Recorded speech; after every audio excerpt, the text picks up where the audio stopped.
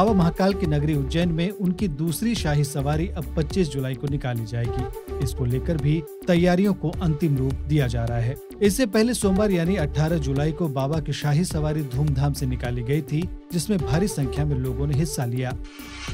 महाकाल मंदिर में श्रावण मास के दौरान देश भर से बड़ी संख्या में श्रद्धालु पहुंच रहे हैं। आने वाले श्रद्धालुओं की सुविधाओं का ध्यान रखते हुए परिसर में बैरिकेड्स के साथ टीन के शेड भी लगाए गए हैं।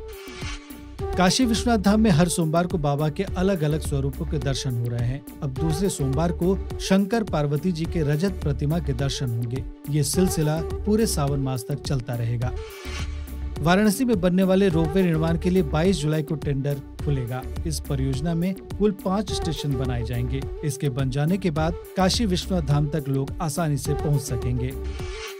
अयोध्या में मणि पर्वत पर 31 जुलाई से झूलनोत्सव कार्यक्रम शुरू होने जा रहा है। 12 दिनों तक चलने वाले इस कार्यक्रम की तैयारियां जोर शोर से चल रही है। सावन मास में श्रद्धालुओं की बढ़ती भीड़ को देखते हुए अयोध्या में सुरक्षा व्यवस्था और कड़ी कर दी गई है। किसी भी श्रद्धालु को बिना पहचान पत्र के प्रवेश नहीं दिया जा रहा है। राजस्थान के बीकानेर स्थित वैष्णो धाम मंदिर में 1.25 लाख पंचमुखी रुद्राक्ष से करीब 18 फीट ऊंचा शिवलिंग तैयार किया गया है, जिसके दर्शन के लिए भारी संख्या में श्रद्धालु यहां पहुंच रहे हैं। सावन समाप्त होने के बाद इन रुद्राक्षों को भक्तों में वितरित कर दिया जाएगा।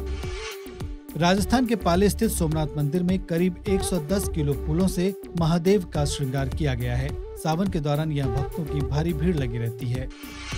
बाबा बैद्यनाथ धाम में श्रद्धालुओं की लंबी कतार देखी जा रही है। बाबा पर जलाभिषेक करने के लिए कई किलोमीटर लंबी लाइन भी लग गई है। भक्तों को बाबा का स्पर्श किए बगैर ही जलाभिषेक करवाया जा रहा है। बाबा बैद्यनाथ धाम में धीरे धीरे श्रावणी मेले का रंग चढ़ने लगा है। उम्मीद जताई जा रही है कि कांवड़ियों की संख्या में और ज्यादा इजाफा होगा। प्रशासन ने सुरक्षा के मद्देनजर कड़े इंतजाम किए हैं। सूरत में गणेश उत्सव की तैयारियां शुरू कर दी गई हैं। 9 सितंबर को बप्पा का विसर्जन होगा। इसके लिए सुरक्षा के भी कड़े इंतजाम रहेंगे। पटना के शिव मंदिरों में श्रावण मास के दौरान करीब 6000 पुलिस कर्मियों को सुरक्षा व्यवस्था और लॉ एंड ऑर्डर को संभालने के लिए लगाया गया है। जगह जगह बैरिकेडिंग की गई है ताकि ट्रैफिक की समस्या पैदा न हो सके।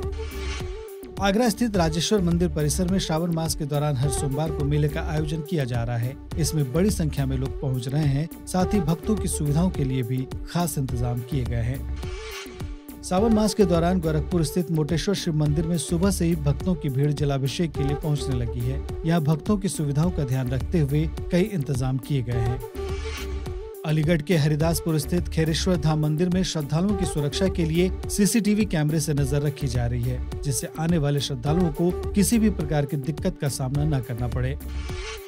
झारखंड के साहिबगंज में स्थित बाबा गजेश्वर नाथ धाम में हजारों की संख्या में श्रद्धालु पहुंचकर जलाभिषेक कर रहे हैं। मान्यता है कि शिवलिंग पर अपने आप हमेशा जलाभिषेक होता रहता है। केदारनाथ धाम में धूमधाम के साथ ब्रह्म कमल चढ़ाया गया। इस दौरान बड़ी संख्या में श्रद्धालु मौजूद रहे। यहाँ श्रावण मास के दौरान बाबा केदारनाथ पर हर साल ब्रह्म कमल चढ़ाने की परंपरा है। यमुनोत्री धाम के लिए जाने वाले विकासनगर बड़कोट मार्ग का जल्द ही चौड़ीकरण किया जाएगा। सर्वे का काम पूरा कर लिया गया है और केंद्र सरकार को डीपीआर भी भेज दिया गया है। प्रयागराज के कुंदौरा महादेव मंदिर में सावन के दौरान भारी संख्या में दर्शन और जलाभिषेक के लिए भक्त पहुंचते हैं। इसको देखते हुए मंदिर परिसर और आसपास के क्षेत्र में सुरक्षा के पुख्ता इंतजाम किए गए हैं। बिहार के जमुई में स्थित पत्नेश्वर धाम मंदिर में भी जलाभिषेक के लिए श्रद्धालुओं की भारी भीड़ उमड़ रही है। यहाँ भक्तों की सुविधाओं के लिए कई तरह के इंतजाम किए गए हैं।